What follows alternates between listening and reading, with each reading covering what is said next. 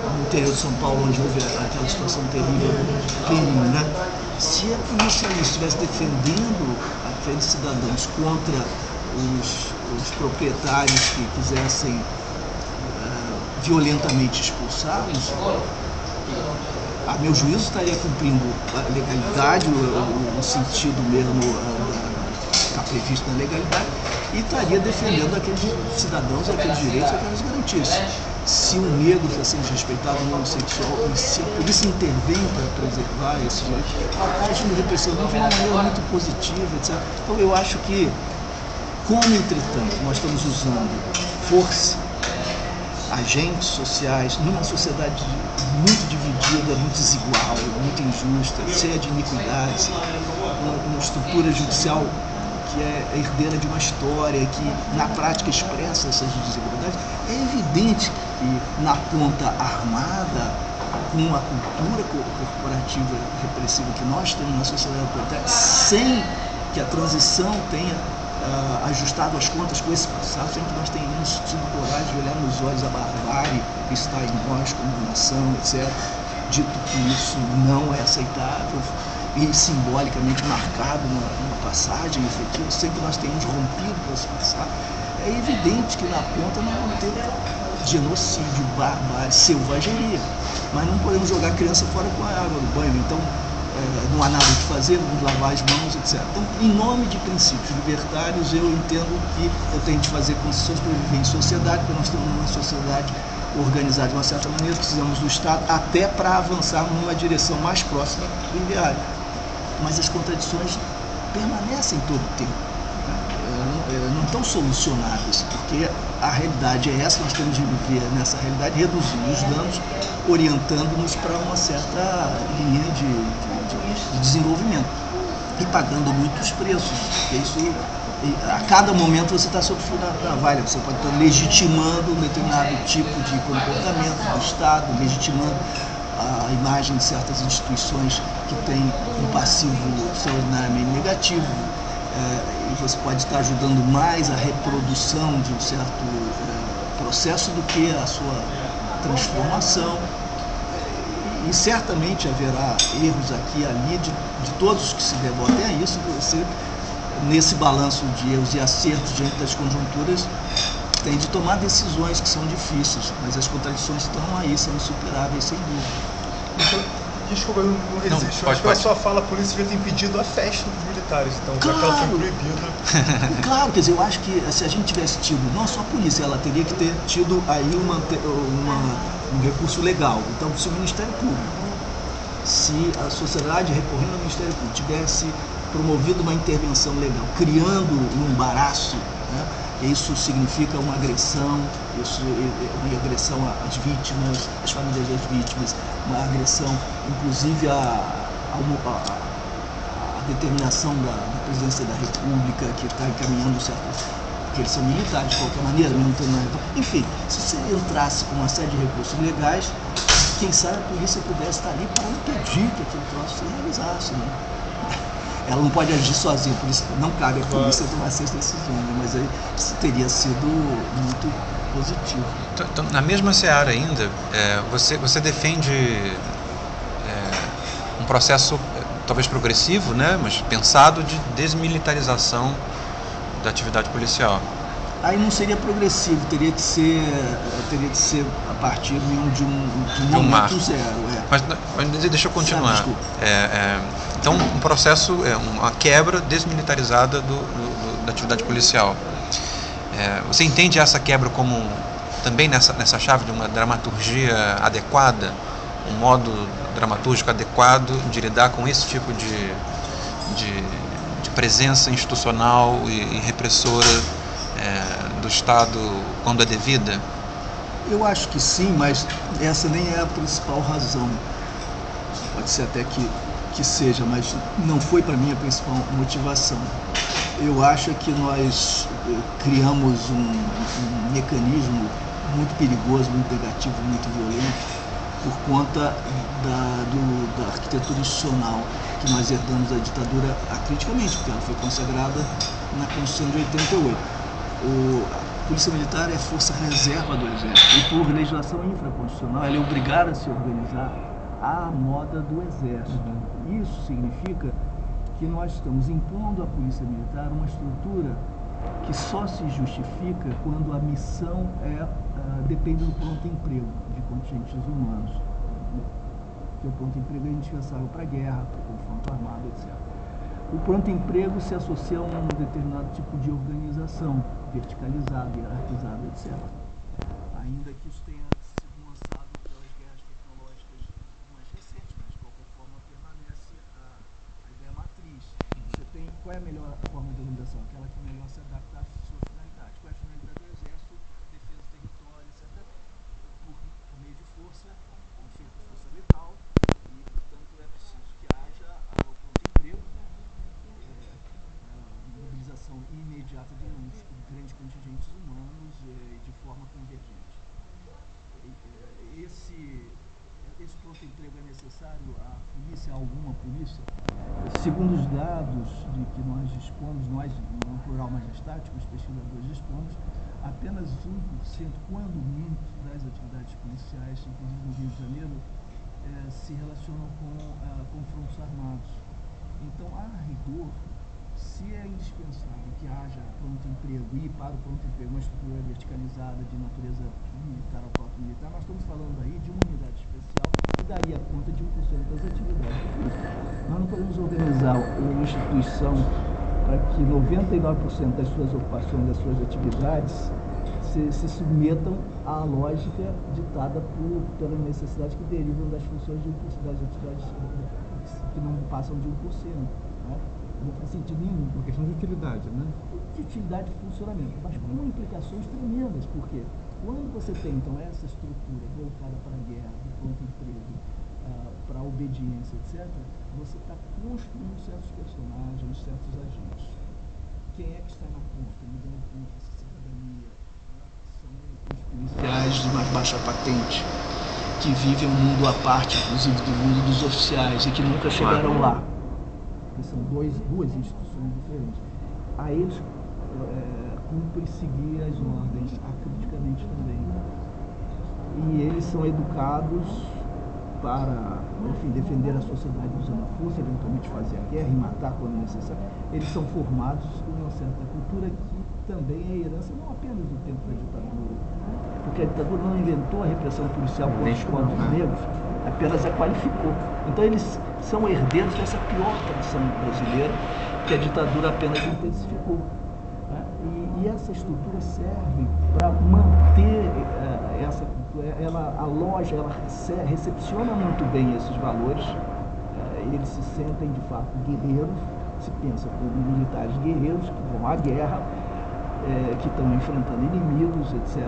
E os inimigos têm cor, têm classe, têm rede social, têm endereço, etc, etc. E tudo se ajusta mais facilmente. Se você tivesse polícia entendida como eu entendo, outros tantos entendem, então o que é o policial na ponta? Alguém que vai interagir com os cidadãos, entender quais são os problemas mais graves naquela região, naquela rua, naquele território, o que ameaça, o que é prioritário, que é a vida, o que ameaça também a dignidade pessoal, e de que maneira ele ou ela pode agir para prevenir esses problemas, pensando também nos efeitos perversos eventualmente derivados de sua intervenção. Como é que ele pode mobilizar outros setores da prefeitura, do governo do estado, das associações, das entidades locais para evitar os problemas. Então é alguém que diagnostica com a comunidade, que pensa, que se antecipa e que é mediador, que é um articulador, um gestor ali intersetorial, digamos assim, de políticas públicas. Às vezes você precisa ocupar uma área degradada, uma praça abandonada, com cultura, com criação, com a presença da coletividade, com o que for, para o lazer. Isso é bom para a coletividade, todo mundo quer esse espaço. Então, ótimo. O que eu posso fazer para ajudar que isso aconteça? Pedir à prefeitura, juntar empresários para facilitar. E essa é uma maneira de você evitar que os problemas que estão acontecendo ali, por exemplo, os estupros que sempre acontecem ali, continuam acontecendo. Isso é muito mais eficiente, né, e mais inteligente, e traz mais benefícios para todos. Então, essa avaliação que a própria comunidade vai fazendo, né, pensando coletivamente, pode instrumentalizar o policial ali na ponta. Esse policial, eu conheci muitos assim. Pensavam grande, pensavam preventivamente, eram sociólogos, etnógrafos, psicólogos, também faziam interpretação. Eu tenho problema de violência doméstica que nunca é denunciado, mas eu estou sentindo que tem. Eu vou então indiretamente provocar a associação de mulheres para que procurem. Enfim, pessoa que tem essa sensibilidade, esse compromisso com os direitos humanos, com o interesse da comunidade, essa pessoa tem que ter autonomia, tem que ser valorizada na ponta, não pode cumprir ordens. Claro que vai ser supervisionado, mas sobretudo uma pessoa que tem autonomia. Essa pessoa que tem autonomia, que é respeitada, ela tem que respeitar mais. Ela se valoriza, ela não precisa bater com o espinho no outro para se sentir valorizada, porque os policiais são maltratados, são humilhados, porque eles sempre produzem. Você tem autonomia intelectual e de ação. Autonomia intelectual e de ação, claro que... Iniciativa. Claro, como protagonista mesmo, né? Como empreendedor, mas, evidentemente, sob supervisão. Isso requer um profissional bem pago, que se valorizar, e com uma educação e um treinamento muito mais sofisticados. Né? Não tem nada a ver com exercício militar e não tem nada a ver com bacharelismo. Claro. Que é exatamente o foco da educação policial hoje. O bacharelismo e o treinamento militar. É bom saber artes marciais, é ótimo, mas para todo mundo. Eu aprendi que as pessoas, quando se sentem mais... Não especialmente um policial, né? Não especialmente um policial. Não, mas eu acho um policial, ao invés de estar armado ou estar fortalecido pela guerra, etc., se é uma pessoa bem treinada no sentido das artes marciais, tem que ser uma pessoa muito mais segura, contida. Quem faz artes marciais e que adota uma cultura de respeito ao outro, etc., tende a funcionar muito bem nessas situações. Você pode imobilizar outra pessoa sem fazer mal a ela. Eu já vi situações incríveis, a pessoa bem treinada é capaz de, com um toque, de quase uma coreografia, mobilizar uma pessoa sem humilhá-la, sem provocar danos e se mostrando capaz de, inclusive o uso da força, portanto, pode seguir um certo tipo de padrão mais eficiente e mais respeitoso, se você der prioridade não à força máxima, mas à maneira mais sutil de lidar com cada situação. Que é complicado, isso é muito difícil. Né? Então eu prefiro que a pessoa seja treinada em artes marciais, tenha menos armas e seja treinada em antropologia, sociologia, psicologia, serviço social que seja, e saiba menos de direito e de práticas militares, entendeu? Acho que isso é muito mais interessante. E, sobretudo, profissionalmente, a pessoa que ganha um salário digno, minimamente digno, que fale para os outros profissionais como um profissional muito valorizado do Estado, etc. Isso tudo faz diferença. Então, eu acho que a estrutura militar é um empecilho no funcionamento adequado da polícia na democracia. Ela impede o controle externo, impede o desenvolvimento de uma cultura mais cidadã, mais compatível com determinações constitucionais, impede que a polícia cumpra sua finalidade constitucional. É um empecilho para isso que nós chamamos de eficiência. A polícia vai ser parte do crime, parte da reprodução da violência, vai ser ameaça à sociedade, vai ser uma fonte de sofrimento para os próprios policiais, de exploração, enquanto essa estrutura organizacional não mudar, mudando junto, claro, a cultura corporativa, a forma de educação, de treinamento, etc. Você vê então um equívoco constitucional entre a... Total. A minha batalha principal é pela mudança disso que chamam arquitetura institucional, que, por exemplo, não confere nenhuma importância aos municípios, quando em todas as áreas, desde a Constituição de 88, em todas as áreas das políticas públicas mais diversas, saúde, educação e outras, os municípios se tornaram espaços privilegiados, né? Importantíssimo. A saúde mental, isso é muito forte, né? Todas as áreas, porque, cara, é o poder local, onde você tem mais possibilidade, inclusive, de um exercício democrático, participativo e tal. Se você tivesse pequenas polícias, esse é um outro ponto, mas enfim, se você tivesse pequenas polícias, pelo menos nos grandes municípios, porque municípios muito pequenos tendem a fazer com que o poder local se aproprie das polícias ou guardas locais como guardas pretorianas. Mas a partir de 1 milhão de habitantes, quando você tem uma sociedade mais organizada, mais complexa, se tiver polícias locais pequenas, com ciclo completo, com esse tipo de educação, grande transparência, controle externo, sabendo que a gente está sempre diante de um problema, né, de um risco, porque é uma instituição que usa força e que está autorizada a usar força. Então, nós temos ali, sobretudo numa sociedade como a nossa, nós temos possibilidade de estar sempre com riscos, mas nós tenderíamos a reduzi-los e reduzir os efeitos negativos se nós tivéssemos, de qualquer modo, uma outra estrutura organizacional, sem polícia militar. A polícia civil, a maneira como se organiza, é um negócio inacreditável. Nós falamos muito em impunidade. Não há impunidade no Brasil. O encarceramento é monstruoso, velocíssimo. O Brasil é campeão mundial em taxa de crescimento da população prisional. É o terceiro em termos de população prisional no mundo e é o que tem a maior taxa de crescimento da população prisional. Nós temos cerca de 540 mil presos, fora os mandados de prisão. Mas você diz que a violência não é punida. Mas, ao mesmo tempo, os homicídios dolosos, os crimes mais graves contra a vida, como estão sendo punidos? Apenas 8% em média no Brasil são investigados, mínimo disso, indicação de suspeito. Então nós temos 92% de homicídios dolosos no Brasil, 50 mil homicídios dolosos por ano. Somos o segundo país no mundo em homicídios dolosos, em termos absolutos, relativos. Então 92% permanecem inteiramente impunes. Quer dizer, ao mesmo tempo nós estamos encarcerando quem e por quê? Segundo as pesquisas mais recentes, nós estamos encarcerando homens jovens do sexo masculino, em geral negros, sempre pobres, com baixa escolaridade, por estarem negociando substâncias ilícitas, sem associação, sem qualquer tipo de vinculação à organização criminosa ou à arma, ou à prática violenta. Isso é aterrador. 60% dos presos nos últimos 5 anos o foram por conta da aplicação da lei que é apresentada para muitos como uma flexibilização democratizante da lei de droga. Não é nada disso.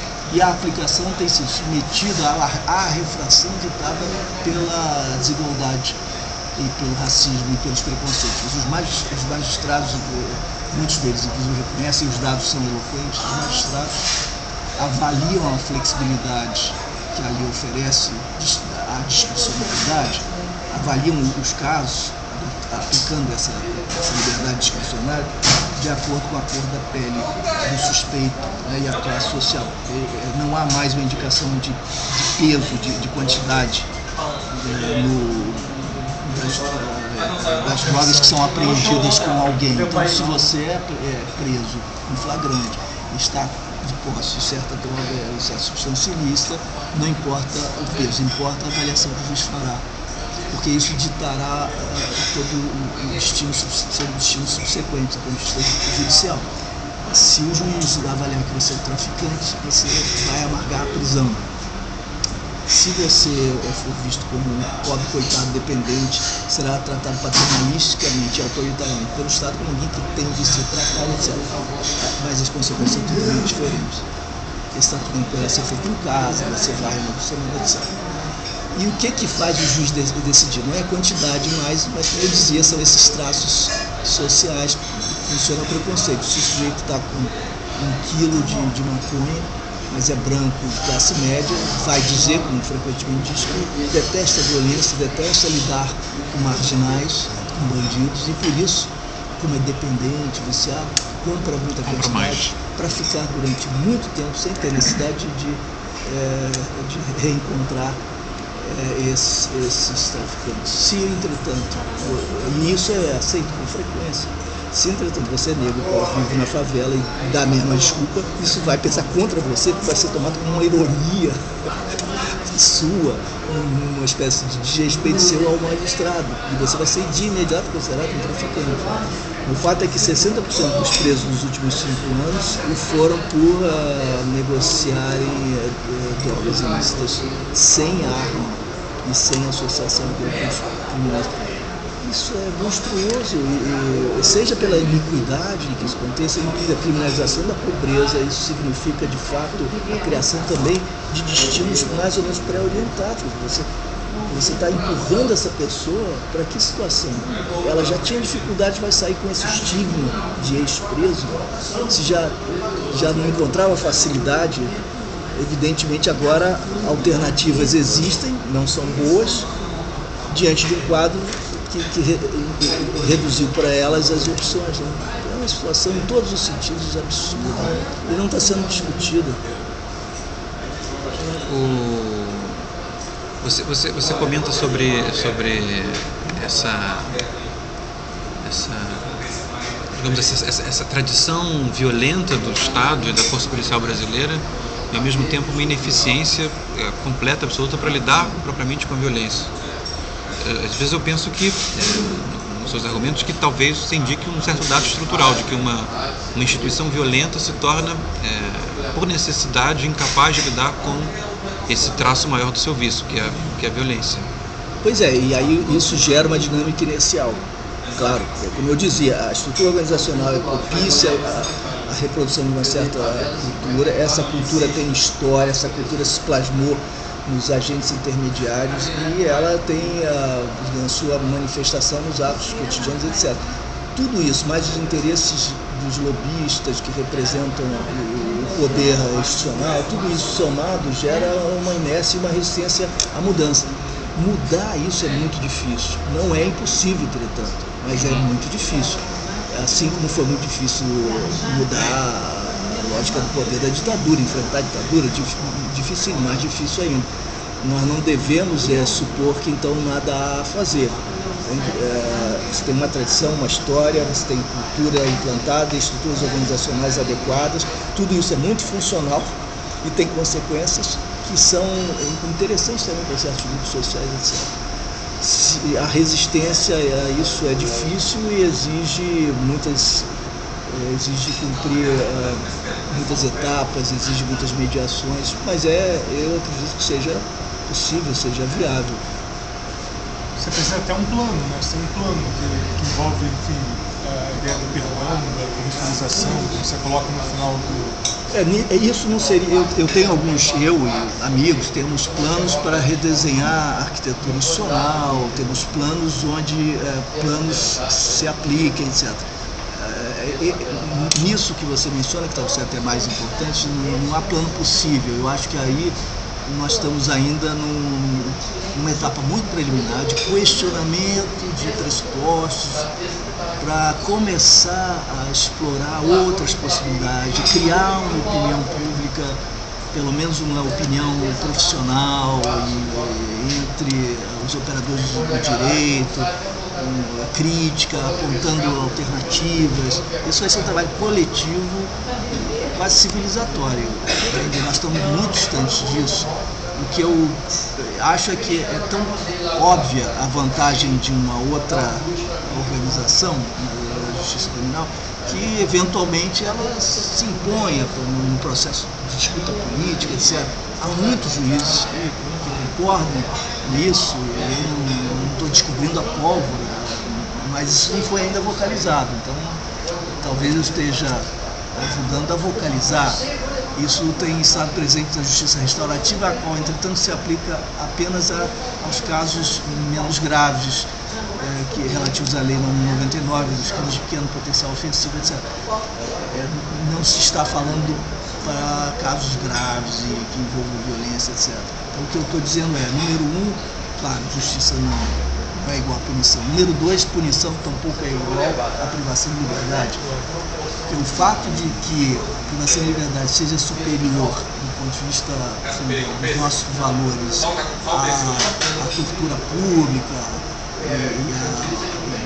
enfim, a aplicação de sentenças de morte, etc., como ocorria antes, não significa que nós estamos no fim da história, que não há mais nada a fazer ou que isso seja suficiente. Nós estamos diante da barbárie, nós estamos diante da selvageria do Estado, nós estamos diante de violências que deveriam ser vistas como inaceitáveis. Temos alternativas hoje? Eu acho que nós ainda não temos, como sociedade organizada, uma alternativa global para os casos que envolvem muita violência. Mas a própria ideia de privação de liberdade só poderia ser hoje aceita em caso extremo, quando você está lidando com alguém que está agindo com muita violência e que tem que ser afastado até em defesa daqueles que estão se sentindo ameaçados. Torturador, por exemplo. Sim. Punir já é um começo, né? Como?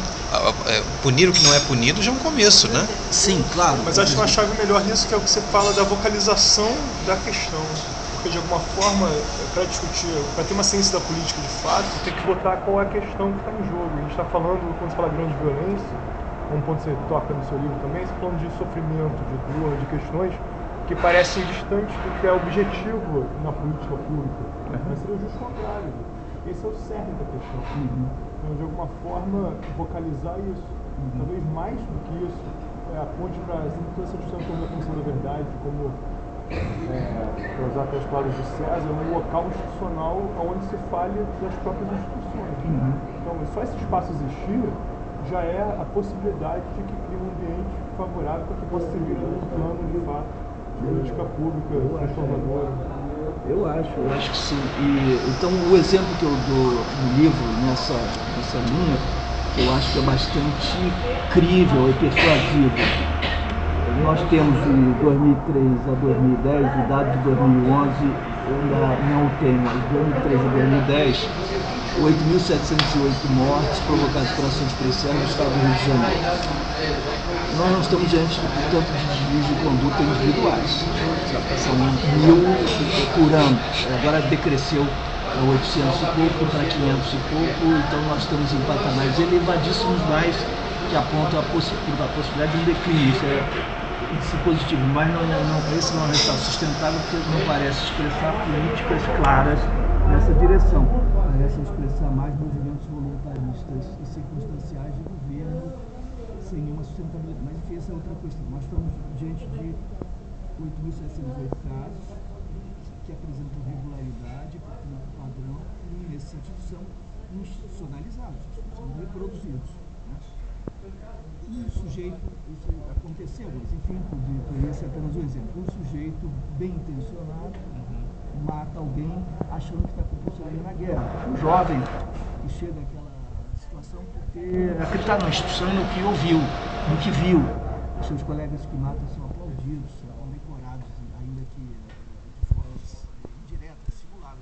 As operações explicitamente essa finalidade, as formas de organização tática estão orientadas nesse sentido. Os comandantes são muito claros na exigência do procedimento. Enfim, o protocolo impõe esse tipo de comportamento.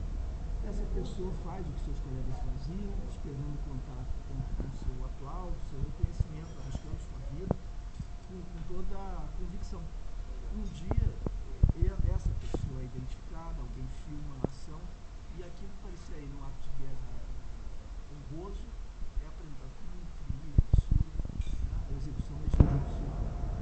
E ele é conduzido para o tribunal e tem que ser julgado. O que eu pergunto é o seguinte: nós estaríamos satisfeitos enquanto sociedade com a punição dessa pessoa, punição severa dessa pessoa? Isso me parece um absurdo total. Não a punição, o indivíduo tem que assumir sua responsabilidade, tá certo? Mas é só isso. E a instituição que está patrocinando a reprodução dessa prática? E o governo que autoriza, que estimula a preservação dessa dinâmica? Eu acho que já que nós temos uma experiência nos TAC, nos termos de ajuste de condutas, o Ministério Público aplica com bastante prodigalidade, nós poderíamos imaginar uma situação não muito distante no tempo, encontrar-se abrigo legal para que um juiz convocasse o governador do Estado, convocasse o comandante central, o secretário de segurança, e dissesse o seguinte: olha, vocês são corresponsáveis. Então, não se trata de levar vocês para a cadeia, mas vocês têm de apresentar uma análise bastante objetiva das razões pelas quais isso se tornou institucionalizado e um plano urgente e emergencial de reversão desses fatores, intervenção sobre cada um deles, inclusive indicando meios pelos quais a sociedade possa acompanhar a aplicação desse meio de compromisso, e vocês têm, então, 3 anos, o que seja, para reverter esse quadro sob preço de tal implicação. E essa pessoa condenada vai cumprir alguma pena, tem que ser responsabilizada, etc. Mas vai fazer parte também desse esforço de transformação, vai ser convocado a fazer, cumprir também esse papel. Isso me parece muito mais positivo do que simplesmente aquela prisão. A prisão, na verdade, resolve um problema por superiores. E a sociedade aparentemente distanciada, e a mídia fica associada. E aquela família que desejava compreensivelmente a vingança sempre associada, mas isso não repara o dano sofrido pela família, isso não atinge a dinâmica que continua se reproduzindo e não basta violência nenhuma. Isso não tem nenhuma consequência. É uma ritualização da vingança que, na verdade, expia culpas daqueles que são corresponsáveis. Então, a ideia da corresponsabilização e da criação de mecanismos flexíveis, criativos, de intervenção, pensando no futuro, não mais no passado, né? Alterando condições que geram problema, me parece um caminho muito mais inteligente, muito mais produtivo para todo mundo. Isso aí eu acho que é compreensível, entende? E aos poucos, se essas ideias e essas críticas começarem a encontrar espaço, nós temos alguma chance de, pelo menos, reduzir os danos das práticas em curso. Você diz que, de alguma forma, essa maneira como... Nessa trajetória que você acaba de descrever, a maneira como esse agente ele é punido produz uma espécie de satisfação... Uma satisfação... catártica. Um pouco glutona. Ela não satisfez, na verdade, né? Ela satisfez em determinado momento, alguém te disse que você foi satisfeito, e de alguma maneira o vácuo social acerca do espaço da punição devida, ele também permanece vazio.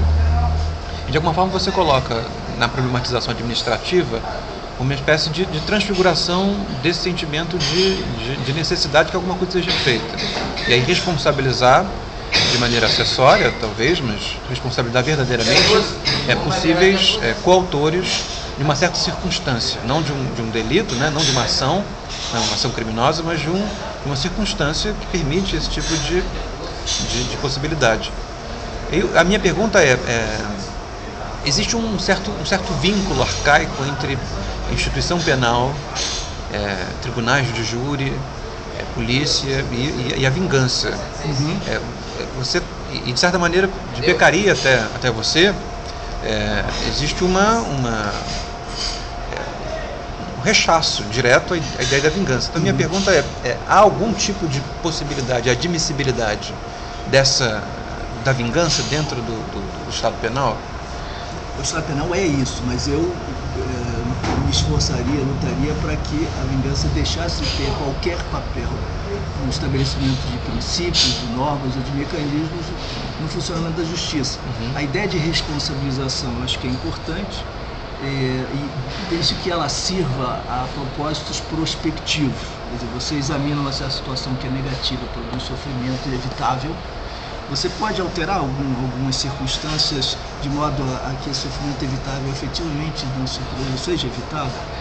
De que maneira você pode contribuir para a alteração desse curso? Eu acho que esse é um reencaminhamento. Nesse sentido, a responsabilização deve ser reconhecida, parte do exame das circunstâncias e da reconstrução do futuro. A vingança diz respeito ao passado, aquilo que foi feito e que tem de ser, de alguma forma, entre aspas, reparado. Na verdade, não é uma reparação. Se fosse uma reparação, você compreenderia. Alguém foi a vítima, você deve... Não seria vingança, seria milagre, né? No caso da morte, né? Mas se for, por exemplo, a apropriação indevida, né, de alguma coisa cara a alguém, assim, tudo devolver. Por exemplo, no caso dos corruptos, né? O mais impressionante, devolve com juros, correção e mais uma contribuição de todo o seu patrimônio. Isso é muito mais importante para a sociedade, né, que foi vitimada por essa atitude do corrupto, do que deixá-lo apodrecendo na prisão, onde você fica saciado, vingado.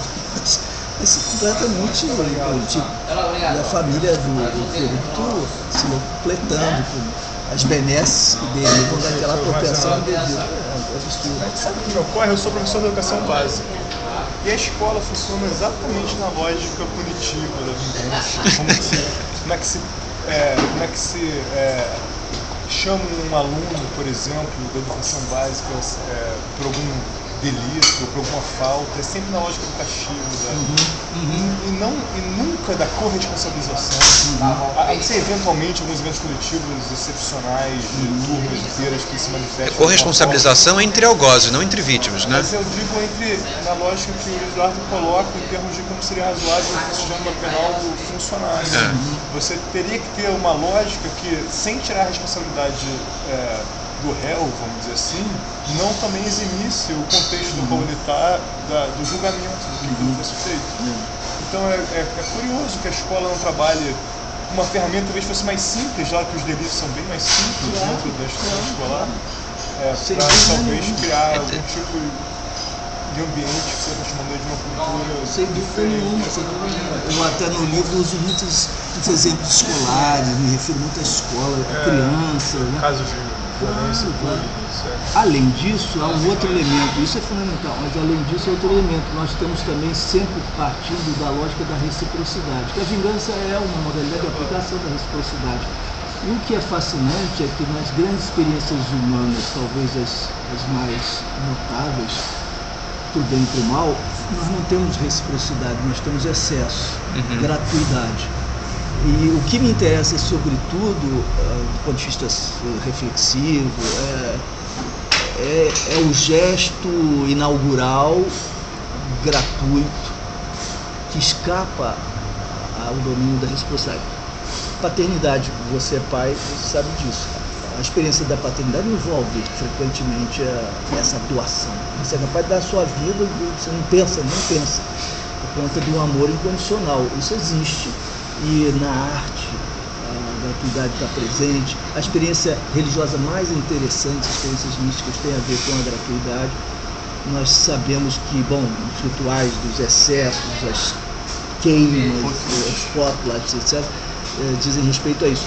A experiência do perdão é interessante na medida em que ela não pode ser normatizada, não pode virar parte de um jogo institucional, nem de um jogo de reciprocidade, senão ela deixa de ser o que é. Não dá contorno à violência, dá. E aí você, mas, no entanto, é interessante, em sendo o que é gratuito, uma intervenção que não responde pelo funcionamento do que pela ética do perdão, vamos dizer assim. É menos religioso e mais funcional. Depende de como você entende a ética, claro, mas nesse sentido que você disse, sem dúvida. Sem dúvida. Pelo funcionamento. O funcionamento que é libertador também. Libertador para aquele que se sente modificado de alguma forma na relação com alguém. Isso cria uma nova ambiência interna, te faz sentir mais forte, mais capaz de não seguir a força de gravidade da vingança e do retorno, né? Rompe o princípio que é subjacente ao mercado completamente, não tem troca nenhuma ali. E tem de ser minoritário e excepcional, porque senão passa a ser de novo funcional e momento de uma lógica de troca, etc. A lógica de troca vai existir, é o que rege a experiência humana, segundo os estudos da antropologia e da sociologia. A reciprocidade, evidentemente, está sempre presente, mas ela não dá conta de tudo. Há essas brechas, esses poros, essas intervenções. De quem decidiria o perdão numa lógica dessa? O juiz? Não, isso não pode ser institucionalizado. Não pode ser institucionalizado, não, a não ser em casos específicos objeto de um acordo, mas aí é um perdão no sentido da anistia, tem outro significado. Do ponto de vista humano individual, é um exercício muito interessante de romper o impulso, entre aspas, natural nosso à reciprocidade, nesse caso à vingança. Né? Entendi. É uma experiência humana interessante. E eu uso no livro como uma referência, não como uma sugestão. Né? Eu não posso sugerir ninguém me perdoe, porque, aí é outra. Eu posso até sugerir, mas não no sentido de certo não pode institucionalizar, né? Você vai na figura do juiz, de fato, volta uma lógica, como talvez fossem os tribunais calvinistas, né? Que cabe ao grande perdoar ou não. Perdão ao que confessa. E também no âmbito político, o máximo que a política pode fazer, ela não pode obrigar o perdão, ela pode no máximo criar circunstâncias favoráveis ao perdão. Assim apareça. Exatamente. Luiz Eduardo, muito obrigado pela entrevista que você nos concedeu, essa 1h40 de conversa. 1h40. Acho que foi muito aprazível para todos. Muito obrigado. Vou encerrar agora os nossos trabalhos.